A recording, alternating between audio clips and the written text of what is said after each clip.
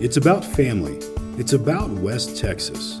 The Community Foundation of West Texas, from the chair of the board, Tim Predmore, and the board of directors, from the staff of the foundation, we are proud to honor the Bass family as the 2019 Philanthropic Heroes. Their leadership, ethics, morals, their humor, all to improve tomorrow. The Basses are connected to each of us. From the beginning, they've made our home a place to live, to raise a family. Roy Bass, the finest man I ever knew, and I've known a lot of people. And he lived the good life, and he didn't think it's the 10 suggestions. He thought they were the 10 commandments.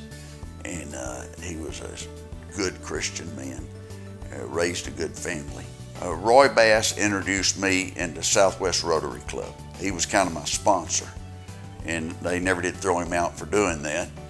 And so we established a good friendship, and I'd see him every Monday at Rotary Club. And I was a state senator, and he had been mayor, and there was Congressman Mahon announced that he was not going to run again, that he was retiring. And a lot of people speculated about me and Roy Bass and others. And I talked to Roy, and he said, we need a younger man, and I'm for you. And I said, well, would you endorse me? And he said, yes. Is that I am totally convinced that what they did is that they made a contribution to not only to us, but to everyone with whom they came in contact. Anita was a force to be reckoned with many, many times, but she was probably one of the most respected, adored, loved people I have ever known in my life. She had an amazing ability to calm the waters, as to do with when Anita was diagnosed with Parkinson's disease. And everybody was just devastated by that. And people would say to Anita, why you? You know, you've done so much and you're so wonderful, and and they'd say, why you? And she always said, why not me? Why not me? Well, I've always been very interested in learning about women who choose to follow their belief systems personally, and find that the flag had been taken down. And they found out later a homeless man was using the flag to wrap up in. So that they had a lot of, I say, true tear-jerking stories. In the early 70s, the entire country was going through an upheaval. The minority relations were not good throughout the nation. And certainly here in Lubbock, there were issues that people were concerned about.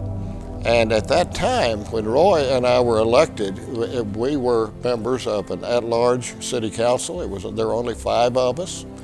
And there were questions being asked by the minority community about how do we ever get elected. And Roy was in a unique position to have the trust of people that they felt like that, well, I may not be on the council, but I feel like that Roy, that the folks that are on there are doing a good job for me. I have known Sharon and Byrnie for about 40 years, and I am delighted that Byrnie is being honored as one of the heroes today. He's a hero to me and has been for a long time because he met and married Sharon Bass and brought her to Lubbock. Sharon and Byrnie are one of the most popular and well-loved couples in our city. Byrnie and Sharon and Mark and Betsy, and they're people that like to laugh. They're people that love our community. They're people that serve and give. And like Jim Gilbert says, you pull up and honk your truck and they'll jump in the back. That's whatever we need to do to make Lubbock better. The arts and what the family's done for the arts. Byrnie and Mark both, Betsy, and they all have been very involved in our arts. I think about Sharon and all she's done for her community. The volunteer center is remarkable. When I think about the Bass family, I think of the absolute best of West Texas. They've used their careers, and they've used their interests and passions, they've used their financial means to impact people in ways that a lot of people may not ever even know. It's been amazing to watch the impact that they've had in this community and really all over West Texas, and I think we should all be so grateful that they've been a part of our lives. The Scoggin-Dickey family has had a long-term relationship with the Bass families, starting back in 1948. Roy Bass, is what I understand, put a shingle up, and the Basses lived down the street from the Scoggin family on 56th Street growing up. So they had a long family relationship, so we developed a legal relationship. And after Roy moved on, David and Byrnie were also attorneys here in town, and we continued that relationship, and it's continued on till this day. Obviously, I think a lot of Byrnie, and we've served on a number of committees together.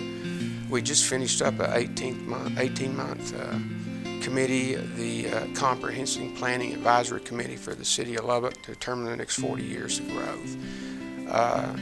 And we've also emceed a number of, after David moved away, I became in second stringer and came in and took his place, and Byrnie and I have emceed some things together, and just a great friend and family, and look forward, frankly, for many more years to have fun with. When I think of David Dewey Bass, his two alter egos come to mind.